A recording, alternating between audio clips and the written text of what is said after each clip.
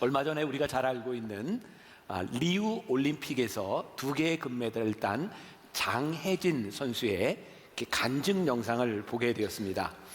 2011년, 12년 올림픽 대표 선발전에서 0.5점 차이로 탈락을 하게 되었고, 그때 너무 속상해서 울고 있을 때 어디에선가 들려오던 찬양이 바로 이 찬양이었답니다. 나의 길 오직 그가 아시나니.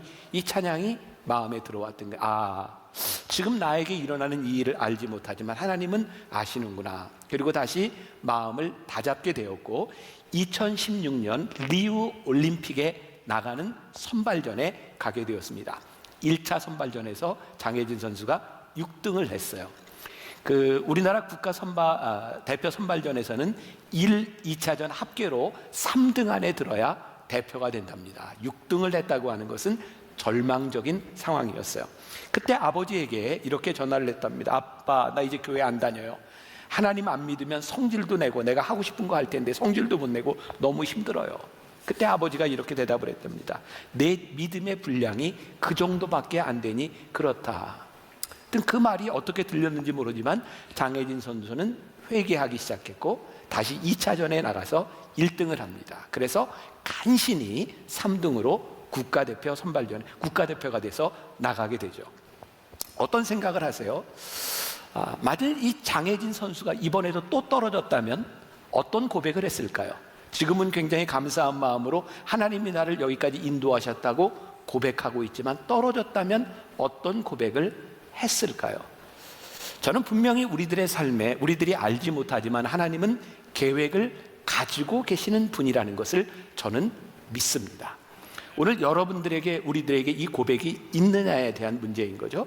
자, 오늘 본문 말씀 욥의 유명한 고백 이전에 8절과 9절 말씀을 우리들이 주목해서 볼 필요가 있는데, 그런데 내가 앞으로 가도 그가 아니 계시고 뒤로 가도 보이지 아니하며 그가 왼쪽에서 일하시나 내가 만날 수 없고 그가 오른쪽으로 돌이키시나 볼 수 없구나. 신앙인들에게 제일 힘든 상황, 이런 상황인 것 같아요. 하나님의 임재가 느껴지지 않는 거예요. 하나님이 보이지 않는 거예요. 내가 주님 안에 있다면 내가 이거 견딜 수 있을 것 같은데 그것이 보이지 않는 것, 그것이 참 힘든 상황인 거죠. 아마 우리 신앙인들의 고백 가운데 이런 바람이 있을 거예요. 반대로 이야기하면 우리를 가장 힘들게 하는 것이 무엇이냐면 주의 임재가 느껴지지 않을 때인 거죠. 지난해 2019년 5월 우리 청소년부를 담당하고 있는 박성만 목사님이 목사 안수를 받고 처음 어른 설교를 하게 되었어요.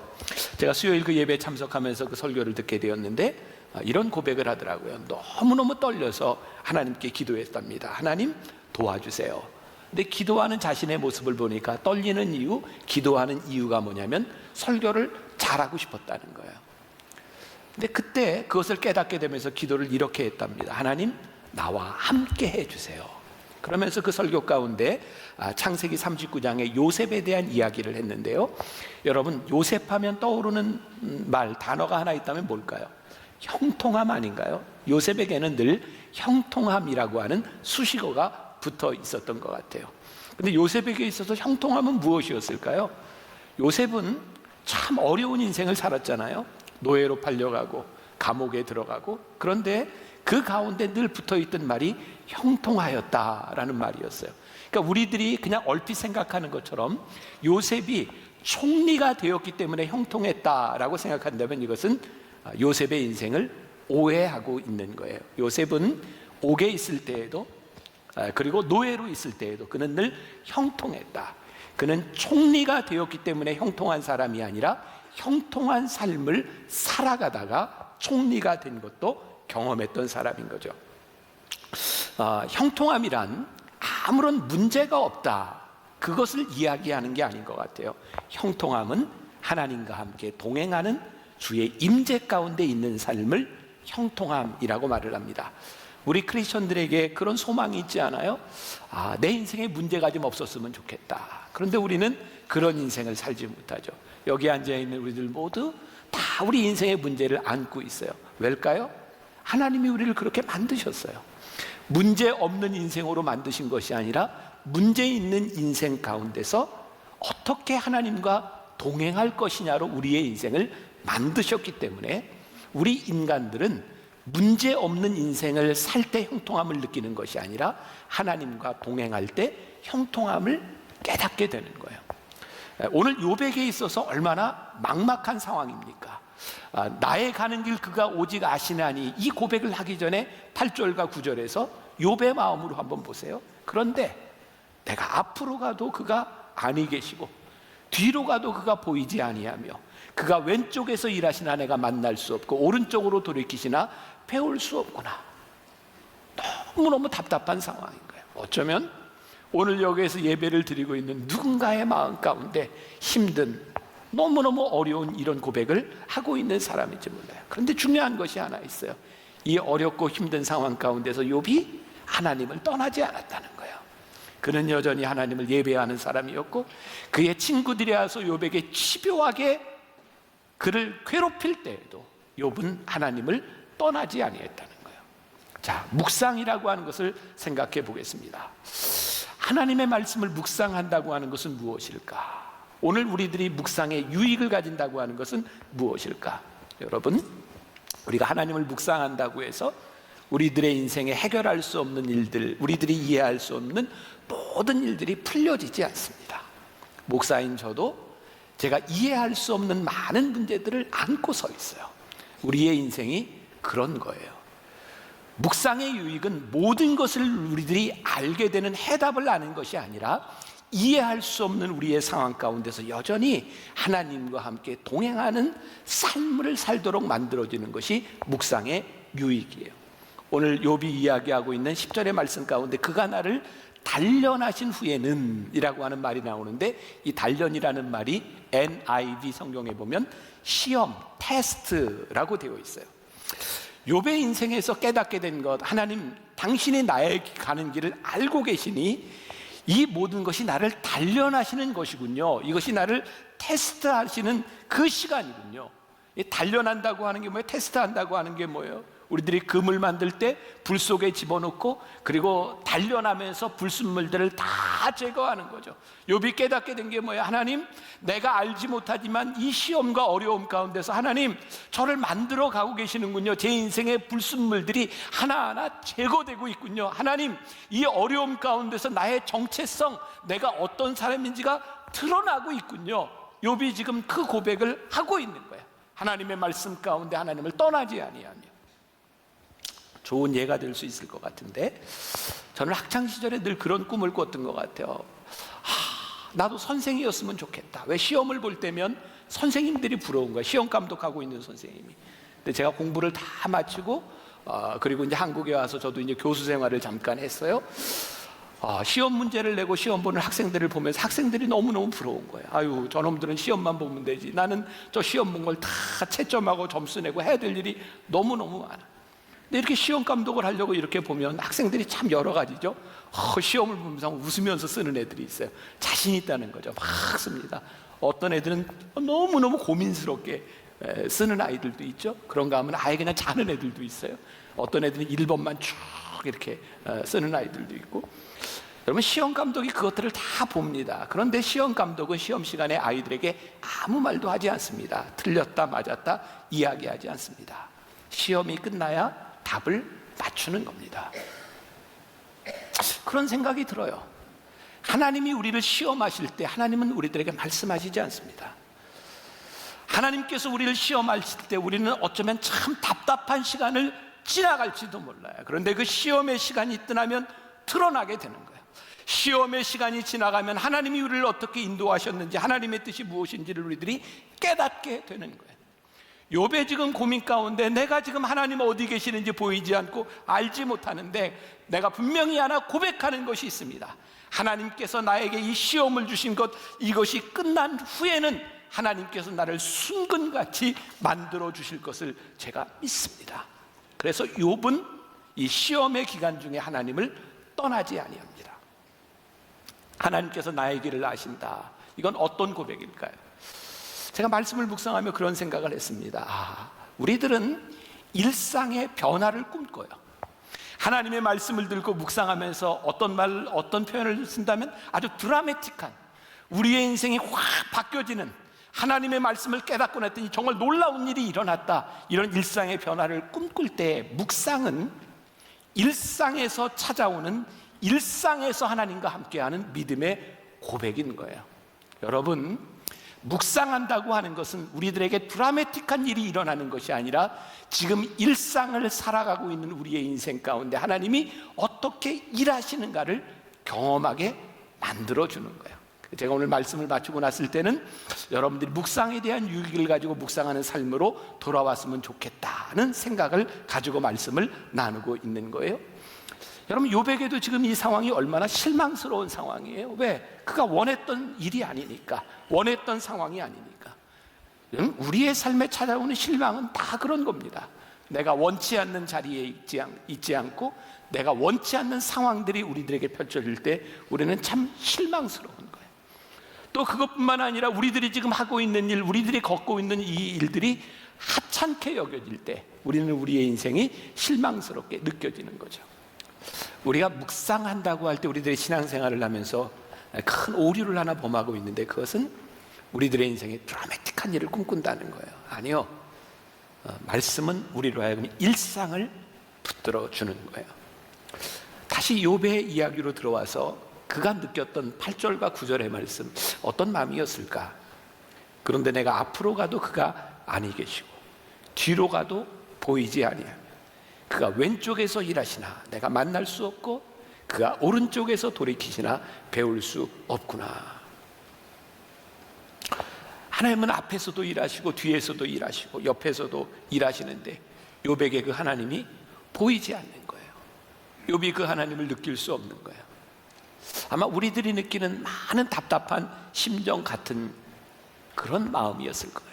저는 이 부분을 이렇게 표현합니다. 사실은 하나님의 부존재, 하나님이 존재하지 않으시는 것이 아니라 존재하시는 하나님을 느끼지 못하는 것이 우리들에게 참 힘든 일이구나. 묵상은 우리로 하여금 일상 가운데서 하나님을 느끼도록 하는 신앙의 삶으로 우리를 이끌어 주시는 거예요. 다시 한번, 드라마틱, 하이라이트. 우리들은 그 스포츠 경기를 보면서 하이라이트 이런 장면들을 가끔 봅니다. 조회수가 굉장히 많습니다. 정말 놀라운 장면들이 나오죠. 저 위대한 선수들에게 있어서도 일평생 한 번밖에 찾아오지 못할 그런 기회인지 몰라요. 저 위대한 순간보다 더 중요한 것이 있습니다. 그들이 저기에 서기까지, 저기에 올라갈 때까지 그들은 어떻게 살았을까? 정말 우리들 눈에 보이지 않는 수많은 그런 시간들을 통해서 저 선수들은 저기에 가 있고 인생에 한 번 올까 말까한 하이라이트를 우리들이 보고 있는 거죠. 자, 우리의 신앙이 그래요. 성경에 나오는 위대한 인물들을 봅니다. 와, 어떻게 저렇게 위대한 인생을 살았을까? 그런데 사실 그 위대한 결단을 내리고 위대한 인생을 살았던 신앙인들에게 있어서 그 순간보다 더 중요한 것은 그 순간이 올 때까지 하나님과 동행하며 끊임없이 하나님을 따랐던 그들의 인생입니다. 우리들의 눈에 들어와야 되는 것은 저 하이라이트가 아니라 그 하이라이트가 있기 전에 보이지 않는 그들의 삶이 우리들 속에 들어와야 되는 거죠. 여러분, 묵상은 우리들에게 아주 큰 유익을 가져다 주는데, 이 묵상을 통해서 하나님과 우리들이 동행하기 시작할 때 우리들의 삶에 기대감을 가지게 된다는 거예요. 자, 한번 여러분들에게 한번 물어봅시다. OX 준비 한번 해보세요. 어떤 걸 물어볼까? 자, 믿음으로 내가 살아간다면 나는 끝까지 하나님을 기대하며 견딜 수 있다. O. 나는 견딜 자신이 없다. X. 하나, 둘, 셋. 전원 한 사람 빼고, 전원 두 사람 빼고 O. 이야, 됐어요. 10시배와 토요예배와 아주 다른 사람들이 여기 앉아 있네요. 자, 하나 더 물어보겠습니다. 내가 기다리면 그 기다림의 결과는 늘 good, 좋다. 아니면 좋지 않을 수도 있다. 좋다, O. 그렇지 않을 수 있다, X. 오, 또 여긴 특별히 X가 또 많네요. 네, 됐어요. 마음대로니까. 자, 이야기를 좀 할게요. 자, 기다림. 이 기다림은 요행 혹은 행운 이런 것하고는 조금 다른 차원의 문제인 것 같아요. 우리가 하나님 앞에서 기다릴 수 있다고 하는 것은 하나님을 기대하는 마음이 생긴다고 하는 것은요, 하나님에 대한 믿음과 우리들이 연결되어 있는 부분이기도 합니다. 기다림은 굉장히 지루합니다. 그런데 이 기다림이 지루하지 않고 소망을 가질 수 있는 것은요, 하나님께 대한 분명한 믿음과 기대가 있을 때 그런 거죠. 그런데 우리는 주변에서 참 믿음이 좋아 보였던 많은 사람들에게서 그 믿음이 어느 날 허물어지는 모습을 보기도 합니다. 성경에도 그런 모습은 많이 있습니다. 예를 들어서 누가복음 1장에 보면 세례 요한의 어머니였던 제사장 사가랴와 엘리사벳에 대한 이야기가 나오거든요. 그들은 정말 오랫동안 메시아를 기다리며 믿음을 지켰던 사람이에요. 세례 요한을 낳죠. 예수님보다 6개월 먼저 태어난 세례 요한. 그런데 어느 날 천사가 이 사가랴와 엘리사벳에게 내가 너희들에게 아들을 줄 것이다, 자녀를 줄 것이다 라고 이야기하는데 믿지 않습니다. 참 신기하죠. 수십 년을 메시아를 기다리며 하나님을 믿었던 사람들이요, 너에게 자식을 줄 것이다 하는데 믿지 않습니다. 왜냐하면 그들의 믿음에는 이 나이에는 자식을 가질 수 없다고 생각하기 때문이에요. 믿음에는 두 가지가 있습니다. 하나는 내가 믿는 것을 믿음으로 생각하는 믿음이 있고, 또 하나는 하나님을 믿는 믿음이 있습니다. 저를 포함해서 우리들이 하나님을 믿는다고 하는데 우리의 믿음과 기대가 한순간에 무너져 내리고 우리의 인생을 실망스럽게 만드는 것은 우리들은 내가 믿는 믿음을 믿음이라고 착각하기 때문입니다. 우리가 묵상을 통해서 하나님과 동행하게 될 때 우리들에게 가장 큰 유익은 내가 믿는 믿음에서 끝나는 것이 아니라 하나님이 어떤 분이신지를 알아가기 때문에, 오늘 욥이 고백했던 것처럼 하나님이 보이시지 않는 것 같지만 그가 나를 단련하신 후에는 그가 나의 길을 아시기 때문에 그가 나를 순금같이 만들어 내실 것이라고 하는 그 믿음을 가지고 그 어려움 가운데서 끝까지 소망을 놓지 않는 믿음을 가지게 되는 거예요. 진정한 기대가 없는 믿음은 허망한 것이죠. 말씀을 우리들이 묵상하는 가장 큰 유익, 말씀과 함께 살아가기 시작할 때 말씀에서 하나님의 손길이 보이고, 하나님의 손길이 보이기 시작할 때 드디어 일하시는 하나님이 우리들 눈에 보이게 되는 거예요. 저는 뮤지컬을 좋아해서 이렇게 많이 기회가 있으면 보려고 합니다. 제가 지난 10월에 뉴욕에 갔을 때 저에게 아주 좋은 기회가 있었어요. 제가 집회하던 교회 목사님이 저에게 좋은 선물로 브로드웨이 뮤지컬을 보여줬어요. 여러분 잘 아는 오페라의 유령이라고 하는 뮤지컬을 이렇게 보게 되었는데, 그 뮤지컬은 이제 그 오페라를 중심으로 해서 이제 무대에서 펼쳐지는 어떤 사람의 이야기, 그 유령의 이야기. 그래서 이게 소리와 음악이 이렇게 눈에 보이지 않지만 스피커를 통해서 굉장히 이렇게 몽환적으로 들려지는 그런 장면들이 있습니다. 사람은 보이지 않는데 소리가 들려요. 이렇게 보면서 우리는 이런 생각을 하죠. 어디서 들리는 거지? 굉장히 이상하게 보이지 않는 곳에서 소리가 난다고 느낄지 모르지만 사실은 뒤에서 무대 감독이 다 그것을 지시하고 거기에서 일어나는 일들이에요. 우리 눈에 보이지 않지만 참 놀라운 무대 장치와 또 새로운 일들이 우리들에게 그런 것들을 경험하게 하는 거죠. 여러분, 기다림과 기대라고 하는 것은요, 우리들 눈에 보이지 않고 우리들이 경험할 수 없는 하나님의 손길들이 우리들에게 믿어지고, 그래서 우리들에게 기대가 생기기 시작해요. 예레미야 29장 11절에 보니까 여호와의 말씀이니라 너희를 향한 나의 생각을 내가 아나니 평안이요 재앙이 아니니라 너희에게 미래와 희망을 주시는 것이니라. 여러분, 그런 말이 있죠. 결말을 알면 겁나지 않습니다. 결말을 알면 겁나지 않습니다. 제가 어떤 인터뷰에서 보게 되었어요. 영화 제작자를 인터뷰하는데 한 사람이 이렇게 묻습니다. 관객들이 지루할 틈을 주지 않고 변화무쌍하게 이야기를 전개해 나가는 것이 참 흥미롭습니다. 어떻게 그렇게 스토리를 전개해 나갈 수 있습니까? 제작자가 이렇게 답을 합니다. 간단합니다. 마지막 결론 장면을 정해놓는 게 제일 급선무입니다. 그 다음부터는 거꾸로 거슬러 올라가면서 영화를 만들어 갑니다. 여러분, 아주 스펙타클한 장면들과 아주 놀라운 장면들은요, 이미 결론을 정해놓고 그 정해놓은 결론에 어떤 것을 대입해도 되는 거예요. 어떤 일이 일어나도 되는 거예요. 저에게 이런 생각이 듭니다. 우리가 하나님이 어떤 분이신지를 알고 하나님을 우리들 깨닫고 하나님과 동행하기 시작할 때, 하나님이 말씀하시는 계획이 우리들 가운데 들어오기 시작할 때 비로소 우리의 인생은 놀라운 기대를 가지게 돼요. 하나님은 어떤 분이세요? 우리는 의의 최후 승리를 믿는 사람, 악의 심판을 믿는 사람이에요.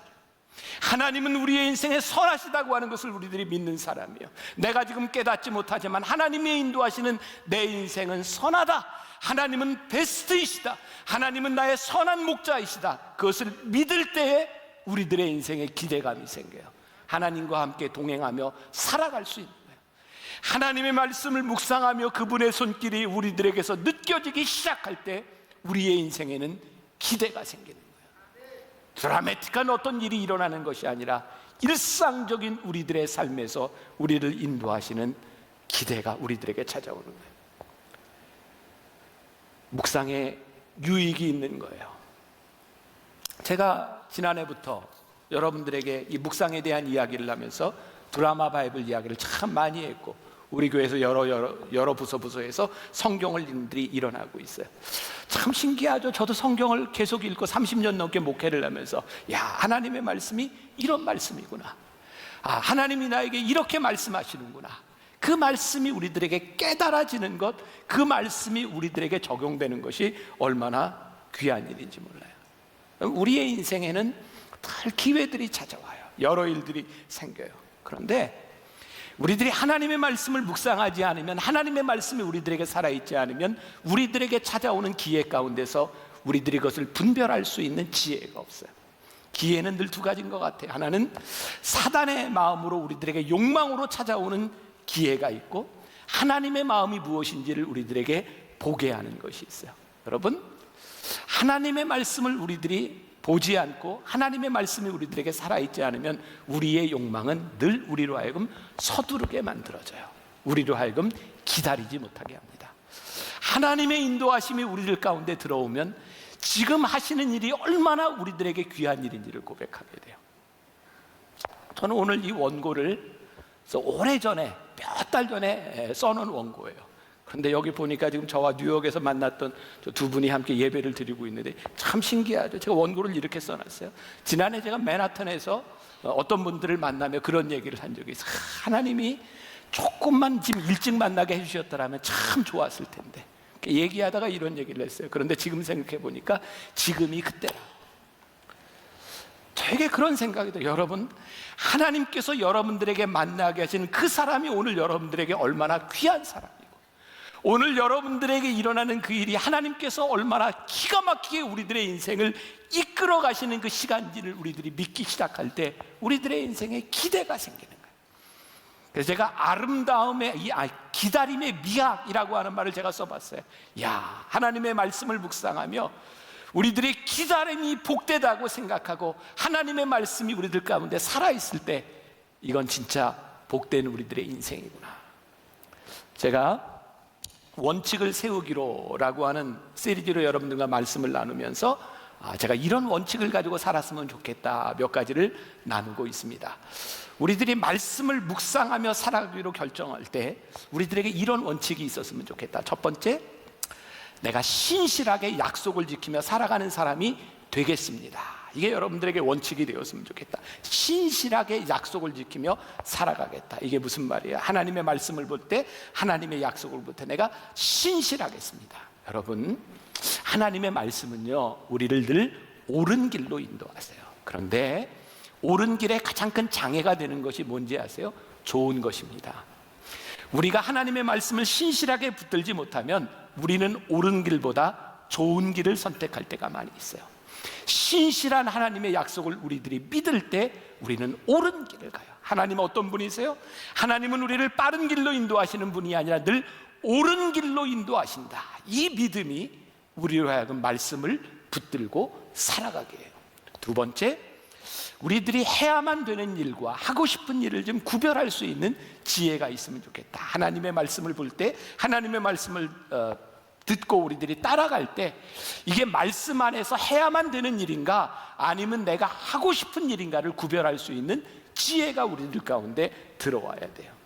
하나님은요, 누구나 쓰실 수 있어요. 그런데 아무나 쓰시지는 않습니다. 하나님의 말씀 앞에 우리들이 해야만 되는 일을 하는 사람이 될 때 하나님이 우리를 쓰실 수 있지, 우리들이 하고 싶은 일을 하는 사람, 말씀을 떠나는 사람을 쓰실 수가 없어요. 기억하십시오. 하나님은 누구나 쓰실 수 있지만 아무나 쓰시지는 않습니다. 세 번째, 말씀을 따라 사는 것 쉽지 않습니다. 그러나 그 말씀이 나를 세워주신다는 믿음의 원칙을 가지고 살아가십시오. 신앙인이요, 말씀을 가지고 살아가는 것 어렵습니다. 말씀을 지키는 것 쉽지 않습니다. 그런데요, 오늘 내가 쉽지 않지만 이 말씀을 가지고 살아가다 보면, 이 말씀을 지키려고 그 원칙대로 살아가려고 노력하다 보면 어느 날 내 모습이 그 말씀을 살아내고 있는 거예요. 이 말씀을 사는 것이 쉽지 않지만 그 말씀을 살아가면 그 말씀이 우리를 지켜주는 것을 경험하게 될 것입니다. 이 원칙을 가지고 여러분들의 믿음의 기대를 가지고 말씀을 묵상하는 유익을 경험하는 여러분들이 되었으면 좋겠습니다. 마지막으로 질문합니다. 자, 잘 대답하세요. 하나님의 말씀을 묵상하는 것은 내 신앙에 분명히 유익이 있다. O. 절대 유익이 없다. X. O. 어떻게 100% 이렇게 유익이 있다고 생각을 하시네요. 하나만 더 물어볼까요? 하나님은 늘 우리를 옳은 길로 인도하시는 분이다. O. 빠른 길로 인도하시는 분이다. X. 하나, 둘, 셋. 이야, 어쩌면 이런 일이 있을 수 있죠. 다 O예요. 그래요. 우리들이 이 믿음 가지고 우리들이 하나님이 우리를 인도하시는 이 믿음 가운데 승리하는 삶이 되시기를 주님의 이름으로 간절히 축원합니다.